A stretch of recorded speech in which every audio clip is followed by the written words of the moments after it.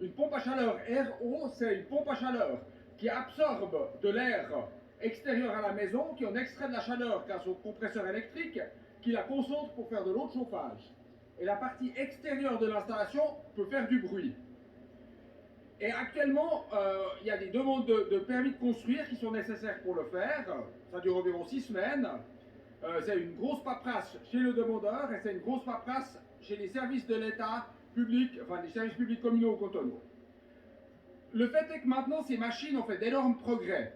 Elles sont beaucoup plus efficaces qu'autrefois quand l'air extérieur est froid. Et surtout, elles ont fait des progrès en termes de bruit. Un premier canton, Bâle-Ville, a d'ailleurs renoncé à demander un permis de construire. Les installations de faible puissance pour des villas, elles peuvent être installées sans même une procédure d'annonce. Les plus grosses installations ont besoin d'une procédure d'annonce. Mais c'est plus qu'affaire de 2-3 semaines. Et cette politique du canton de Bâle-Ville fonctionne très bien, il y a très peu de réclamations, et c'est la preuve que ces difficultés de bruit sont maintenant maîtrisées. Et l'idée de cette motion de commission est de simplifier drastiquement ces procédures au niveau suisse. On prévoirait que si la pompe à chaleur respecte le niveau de bruit des normes techniques à 2 degrés de température extérieure, on la considère comme conforme et on ne cherche pas à faire une application circonstanciée du principe de précaution.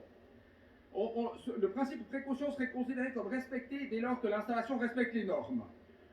Pour les installations solaires bien adaptées, nous avons fait le même type de réflexion en passant à une simple procédure d'annonce.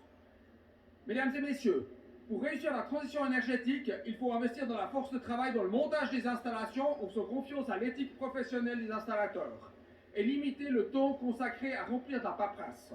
Soyons clairs, dans bien des domaines, une procédure de mise à l'enquête complète est nécessaire pour protéger les droits d'autrui ou l'intérêt général.